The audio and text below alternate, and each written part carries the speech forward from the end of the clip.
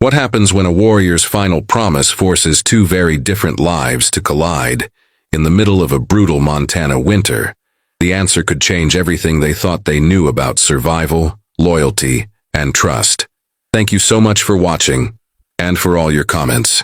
Let me know at the end if you liked the story and where you're watching from and why you're following this. Montana Territory, 1868. The harsh winter winds swept across the vast plains of Blackfeet territory, carrying with them the promise of difficult months ahead. Running Wolf, a respected warrior of the Blackfeet tribe, stood at the entrance of his lodge, his eyes scanning the horizon. His friend, Swift Arrow, had not returned from a hunting expedition 3 days ago, and the community feared the worst. As the sun began to set, casting long shadows across the snow-covered ground, a lone figure appeared in the distance. Running Wolf narrowed his eyes, recognizing the silhouette of Swift Arrow's horse. But something was wrong. The rider was slumped forward, barely holding on. "Help!" Running Wolf called out to the others. "Swift Arrow returns wounded." Several warriors rushed to meet the approaching horse. When they reached Swift Arrow, they found him pierced by 2 arrows, his life's blood frozen on his clothing. He had managed to return to his people, but it was clear he would not survive the night. In the medicine lodge, as the tribal healer tended to Swift Arrow's wounds, the dying warrior grasped Running Wolf's arm with surprising strength. "Brother," Swift Arrow whispered, his breath labored, "I will join our ancestors soon. My wife, Morning Star, and my children will be alone. My son is only 7 summers old and has not yet learned to hunt. My daughter is but a newborn, still needing her mother's milk." Running Wolf nodded solemnly. "I will watch over them, my brother." Swift Arrow's grip tightened. "The white settlers at Fort Benton," he coughed, blood speckling his lips. "There is a widow there, a woman called Sarah Miller. She lost her husband to the fever last summer. She has no children but knows the ways of healing and caring for infants. The fort's doctor speaks highly of her skills." Running Wolf frowned, confused by his friend's words. "What are you asking of me, brother? Morning Star cannot hunt and care for a newborn alone. My son needs to learn the ways of our people, to become a warrior and provider. The widow Miller, she could help Morning Star with the baby while my wife teaches our son to survive. The white woman needs protection and provision through the winter. It would benefit both." The request was unusual. Bringing a white woman to their camp was not something done lightly. The relationship between the Blackfeet and the settlers remained tense, despite recent treaties. "The white woman showed kindness when I traded at the fort," Swift Arrow continued. "She is not like others who look at us with fear or hatred. She knows healing plants and helped my wife when we visited with stomach sickness. She has lost much, as Morning Star will soon lose me." As the night deepened, Swift Arrow's breathing grew more labored. The tribal elders gathered, listening to his final wishes. By morning, Swift Arrow had passed into the spirit world, leaving Running Wolf with a solemn promise to fulfill.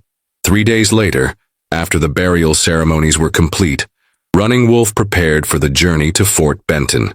Morning Star, grief etched deeply in her face, approached him as he readied his horse. "My husband believed this was best for our children," she said, her voice steady despite her pain. "I trust his wisdom, but the white woman may not come willingly." Running Wolf nodded. "I will speak truthfully to her. If she refuses, I will return alone." Little Bear, Swift Arrow's son, watched with solemn eyes as Running Wolf mounted his horse. The boy's face bore the stoic expression of one trying desperately not to show weakness, though he was only 7 years old. "Will you bring back someone to help my mother?" the boy asked, his voice small against the winter wind. Running Wolf looked down at the child who would one day need to become the provider for his family. "I will try, Little Bear. Your father was wise to think of your future. You must be strong now for your mother and sister." As Running Wolf rode away from the camp, the weight of his promise to his dying friend pressed heavily upon him. The journey to Fort Benton would take 2 days in good weather, longer in the snow.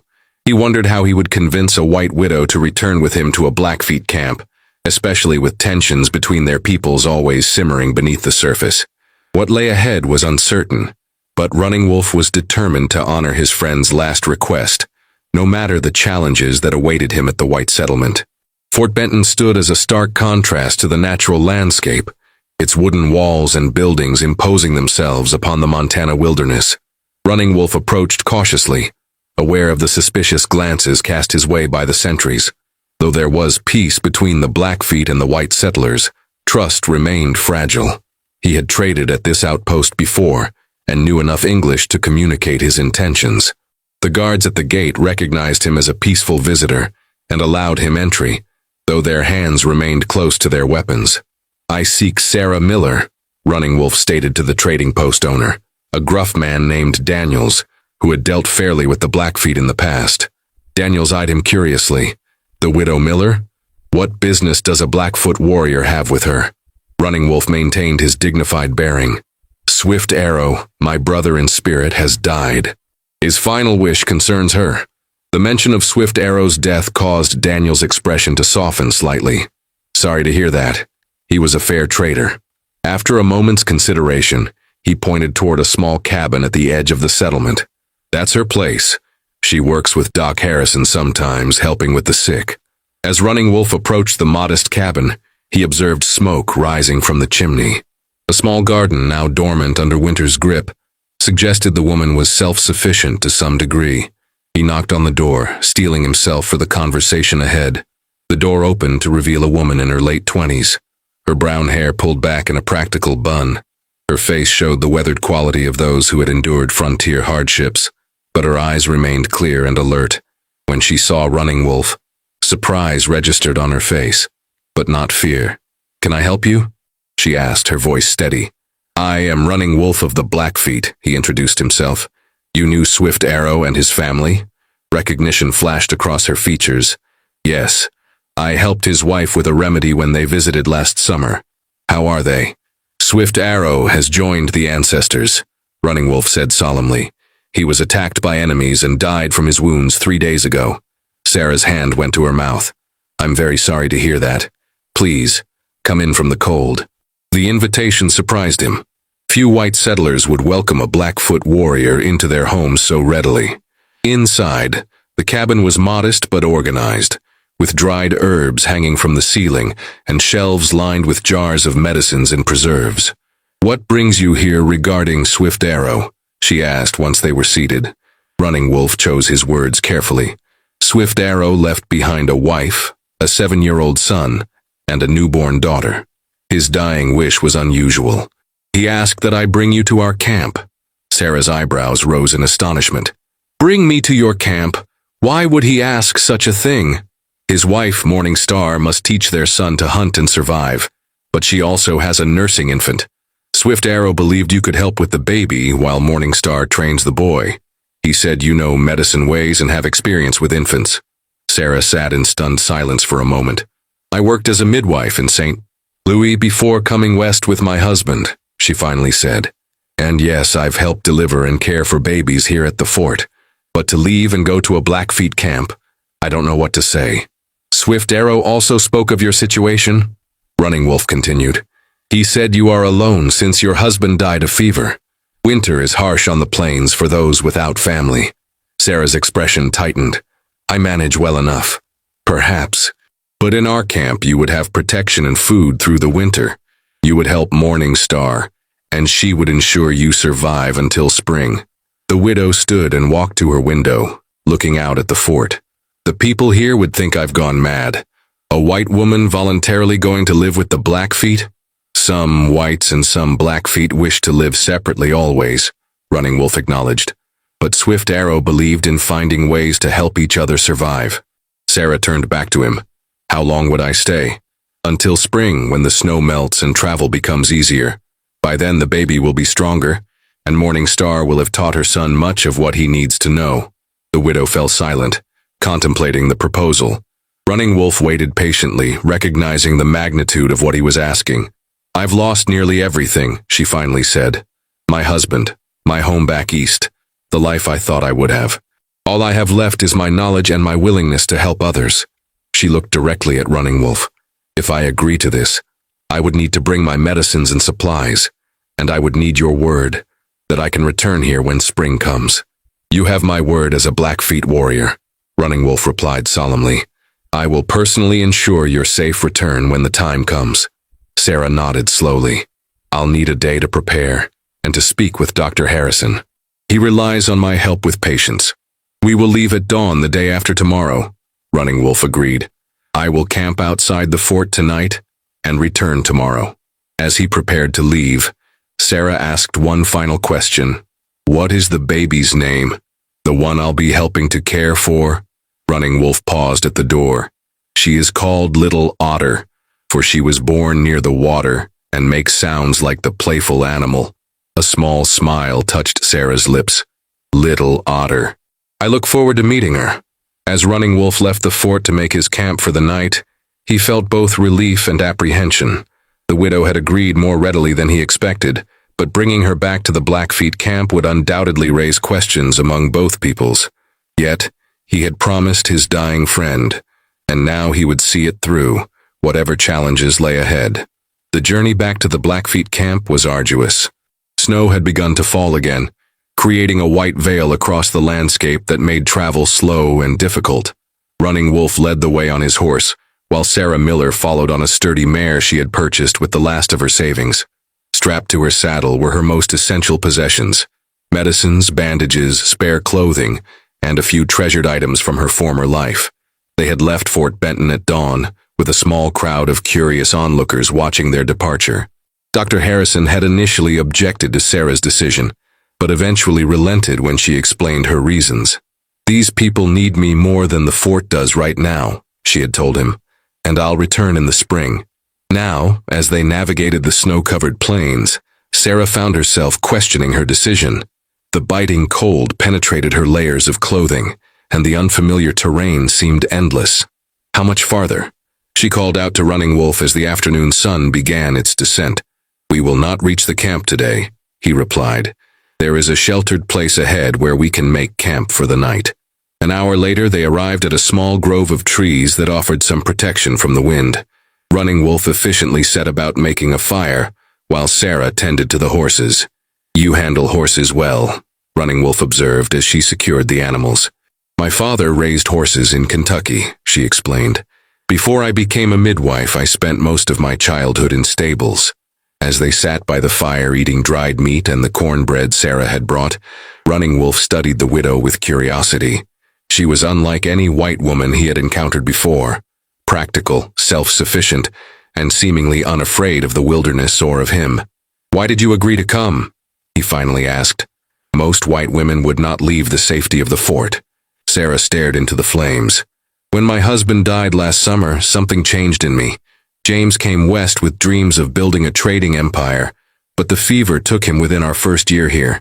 I stayed because I had nowhere else to go, and because people needed my skills. She looked up at Running Wolf. I've delivered babies from white mothers, mixed blood mothers, and even helped a Crow woman who came to the fort seeking aid. A baby is a baby, no matter the color of its skin or the language its mother speaks. Running Wolf nodded thoughtfully. Swift Arrow chose wisely then. Tell me about Morning Star and her children, Sarah requested. What should I expect? Morning Star is strong like you, Running Wolf said. She does not show her grief openly, for she must be strong for her children. Little Bear, the son, is quiet but observant. He wants to be a warrior like his father. Little Otter, the baby, is healthy but demanding. She cries for milk often. And how will the rest of your people receive me? Will they accept my presence? Running Wolf's expression grew serious. Some will welcome the help you bring. Others will be suspicious. Our people have suffered much at the hands of white settlers. But you come at my invitation, as Swift Arrow wished. You will be under my protection. Sarah nodded, understanding the complexity of the situation. I won't pretend to know the depth of your people's suffering, but I promise to respect your ways and to help however I can while I'm there. That night, as Sarah lay wrapped in her blankets near the fire, she found herself thinking of the path that had led her here, from a comfortable home in Kentucky to a frontier fort, and now to a Blackfeet camp. Her life had taken turns she could never have imagined. Yet somehow this unexpected journey felt right, as though she was finally fulfilling the purpose that had eluded her since James's death. The next day dawned clear but cold. They broke camp early and continued their journey across the snow-covered plains. By midday, Running Wolf pointed to a distant rise. Our camp lies just beyond those hills. We will arrive before sunset. As they crested the final hill, Sarah caught her first glimpse of the Blackfeet camp spread out in a sheltered valley below. Conical lodges made of hides stood in a circular arrangement, with smoke rising from their tops. People moved about between the structures, and children played despite the cold. "It's larger than I expected," Sarah commented. "This is only one band of our people," Running Wolf explained. "Many bands travel separately in winter to find game." As they rode into the camp, their arrival caused a stir.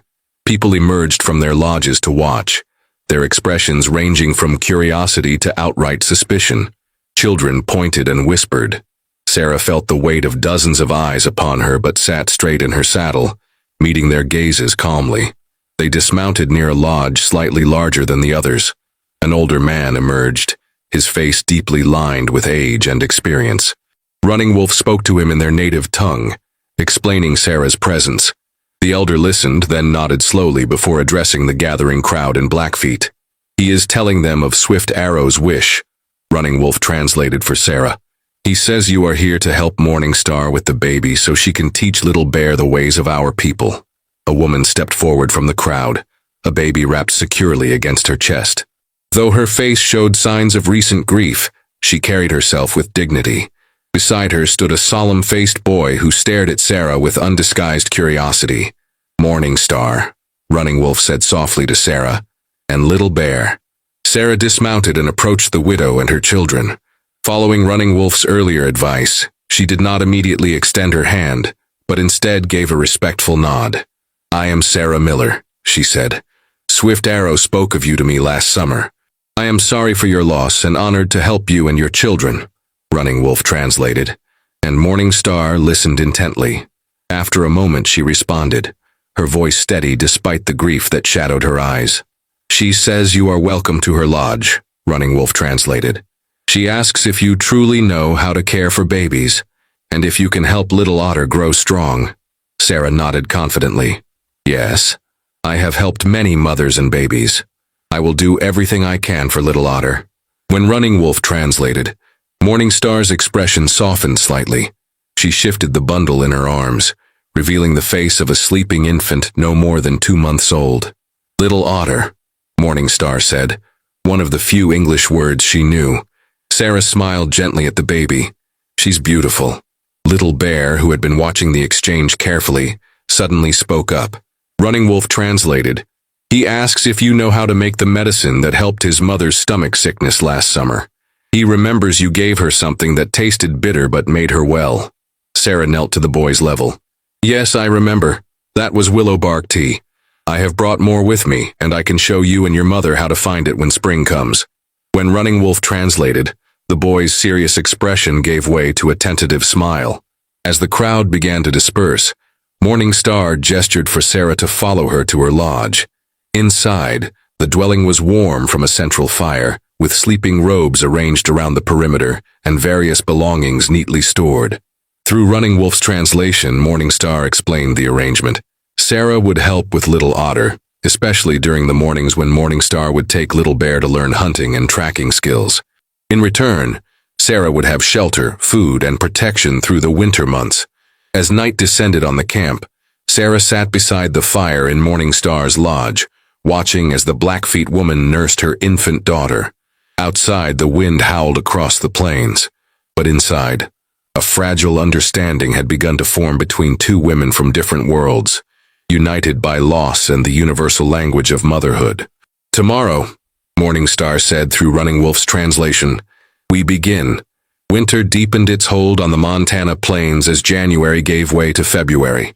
Within the Blackfeet camp, life had settled into a rhythm for Sarah Miller. Each morning, after Morning Star nursed Little Otter, she would hand the infant to Sarah before taking Little Bear out to learn the skills he would need to become a provider for his family. The boy was proving to be a quick learner, already able to identify animal tracks in the snow and set simple snares for rabbits. Sarah spent her days caring for Little Otter, preparing herbal remedies, and learning the basics of the Blackfeet language from the elder women who had gradually warmed to her presence. Her medical knowledge had earned her respect in the camp, especially after she successfully treated several children for winter coughs and helped set a warrior's broken arm. On this particular morning, as Sarah cradled little Otter while preparing a poultice for one of the elders, Running Wolf entered Morning Star's lodge. "The women say you have been learning our words," he remarked, looking impressed. Sarah nodded. "Just simple things. Water, baby, medicine. Morning Star has been patient with my poor pronunciation." Running Wolf smiled slightly. "You learn quickly for a white woman. Is that a compliment or an observation?" Sarah asked with a raised eyebrow. "Both," he replied. After a moment, he continued, "The council wishes to speak with you tonight. They are curious about your medicines and your life before coming here." Sarah felt a flutter of nervousness. "Have I done something wrong?" "No," Running Wolf assured her. "They see how you care for little Otter and how you have helped others with your knowledge. They wish to understand you better." That evening, Sarah sat before the Council of Elders in the central lodge, little Otter sleeping peacefully in a cradleboard nearby. Through Running Wolf's translation, the elders asked about her training as a midwife, her journey west, and the medicines she prepared. "Your people and mine have different ways of healing," Sarah explained, "but we both use plants that the Creator has provided. There is wisdom in both approaches." The oldest of the elders, a man named Many Horses, nodded thoughtfully. "The white doctor at the fort has knives and bitter waters that sometimes heal and sometimes kill. Your ways seem gentler." "Doctors have their place," Sarah replied. "Some sicknesses and injuries need their tools, but many ailments can be treated with plants and proper care."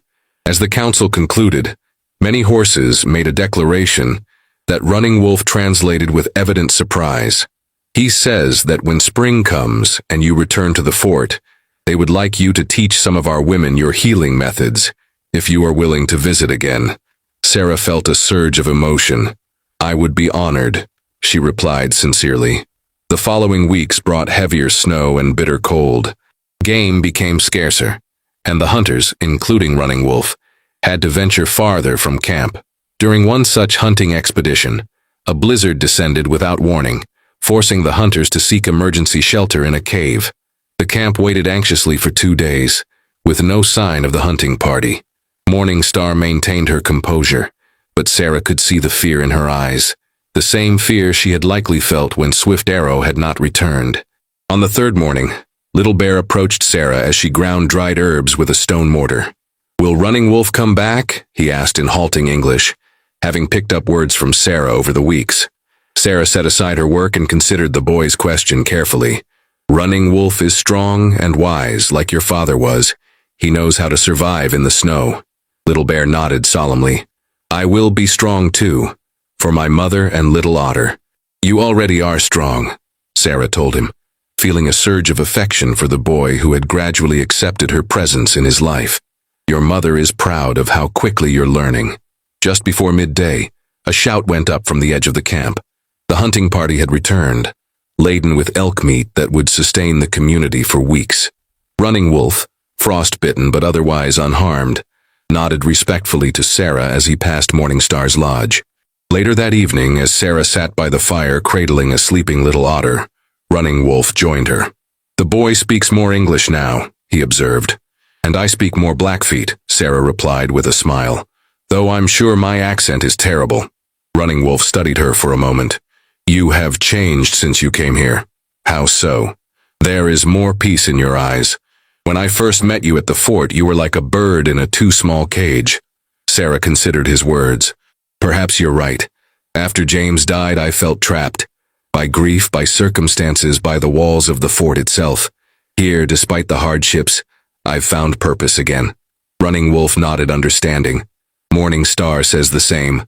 Your presence has allowed her to honor Swift Arrow's wish for their son. Little Bear will be able to provide for his family when he becomes a man." As February turned to March, the first hints of spring began to appear. The snow started to melt during the day, though it still froze hard at night.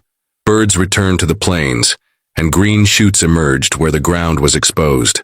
One morning, as Sarah helped Morning Star prepare breakfast, the Blackfeet woman spoke directly to her in careful English. "You teach me, I teach you." "Good." Surprised and touched, Sarah responded in the Blackfeet words she had learned. "Yes, Good friends. Morningstar smiled, a rare, full smile that transformed her face. When snow goes, you go back to fort? Sarah nodded, feeling an unexpected pang at the thought. Yes, as we agreed, but I will visit, as the council requested. Morningstar considered this, then said firmly, Little Otter need you. Little Bear need you. I need you. Before Sarah could respond, Running Wolf entered the lodge. The ice on the river is breaking, he announced. In 2 weeks, the path to the fort will be clear enough for travel. Sarah nodded acknowledgement, but her mind was suddenly filled with conflicting thoughts. Her promise to return to Fort Benton had been sincere when she made it, but now, the prospect filled her with a strange reluctance. That night, unable to sleep, Sarah stepped outside the lodge. The sky was clear, filled with more stars than she had ever seen at the fort, where the lamps and fires dimmed the night sky. She heard footsteps and turned to see Running Wolf approaching. You cannot sleep? He asked. I'm thinking about the future, she admitted. About returning to the fort. Running Wolf was silent for a moment. You do not wish to return? I don't know, Sarah said honestly. At the fort I help where I can, but my life feels incomplete. Here I found something I didn't expect. What have you found? Sarah gestured toward Morningstar's lodge. Family, purpose. Little Otter and Little Bear have become dear to me. Morningstar has become a friend despite our different languages and ways. Running Wolf nodded thoughtfully. The council would welcome you to stay longer if that is your wish. Your medicines have helped many. And what about you? Sarah asked, surprising herself with her boldness. What do you think I should do? Running Wolf looked at her directly, his expression serious. I think you should follow what your heart tells you is right. Swift Arrow believed our peoples could help each other survive. Perhaps your staying would honor his vision. As dawn broke 2 weeks later, Sarah stood outside Morningstar's lodge, her few possessions packed on her mare. The entire camp had gathered to bid her farewell, with many bringing small gifts, a beaded pouch, a parfleche container of dried berries, a small carved wooden bird. Morningstar approached with Little Otter in her arms and Little Bear at her side. The boy, who had grown noticeably more confident over the winter months, held out a small object wrapped in soft hide. For you, he said in English, to remember us. Sarah unwrapped it to find a small stone arrowhead attached to a leather cord, a necklace. I made it, Little Bear said proudly. Running Wolf helped. Tears welled in Sarah's eyes as she placed it around her neck. I will always treasure it. Morningstar handed Little Otter to Sarah for one last cuddle. The baby, now nearly 6 months old, gurgled happily and reached for Sarah's face. She knows you, Morningstar said in her improving English. You come back soon. Sooner than you might think, Sarah replied with a smile. She handed the baby back, and then surprised Morningstar by embracing her. After a moment's hesitation, the Blackfeet woman returned the embrace. Running Wolf approached, ready to escort Sarah back to Fort Benton as promised. It is time, he said gently. As they rode away from the camp, Sarah found herself looking back repeatedly until the lodges disappeared from view. They traveled in companionable silence for most of the morning, each lost in their own thoughts. When Fort Benton came into view in the distance, Running Wolf halted his horse. We will reach the fort by midday, he said. Sarah nodded, then took a deep breath. Running Wolf, I've made a decision. I'm going to gather my remaining possessions and speak with Dr. Harrison. Then if the offer still stands, I would like to return to the camp, at least until I can train some of your women in midwifery and medicine. Running Wolf's expression remained composed, but his eyes showed his surprise. You wish to return with me today? Yes, Sarah said with certainty. What began as Swift Arrow's final wish has become my own choice. There is more for me to learn from your people, and perhaps more I can teach as well. A rare smile spread across Running Wolf's face. Little Bear will be pleased. He has already planned to show you how he can now shoot a bow. And Little Otter will barely notice I was gone, Sarah added with a laugh. As they continued toward Fort Benton, Sarah felt a lightness in her heart that had been absent for too long. What had begun as an unusual arrangement born of necessity had transformed into something neither she nor Swift Arrow could have fully envisioned. A bridge between two worlds, built on respect, need, and the universal desire to see children thrive. By sundown, With her affairs at the fort settled and her remaining possessions packed, Sarah Miller rode beside Running Wolf back toward the Blackfeet camp, no longer as a temporary visitor, but as someone who had found an unexpected home on the Montana plains.